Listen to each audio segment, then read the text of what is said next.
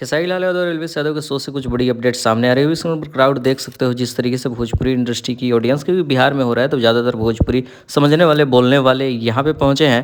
खेसारी लाल यादव और एल्विस यादव को लेकर बहुत सारे लोग इंतजार कर रहे थे, लेकिन इसमें खास बात ये है कि सिर्फ खेसारी एल्विस ही नहीं बल्कि नीलम गिरी भी नजर आने वाली है। बहुत सारे लोगों को नहीं पता, जितने सारे लोग न्यूज़ बना रहे हैं बस खेसारी एल्विस चल रहा है, लेकिन नीलम गिरी भी नजर आएगी। नीलम गिरी इन दिनों खूब ज़्यादा छाई हुई है जब से बिग बॉस का हिस्सा थी। भोजपुरी इंडस्ट्री में खेलने वाले में सबसे अच्छा परफॉर्मेंस बिग बॉस में नीलम गिरी का ही रहा।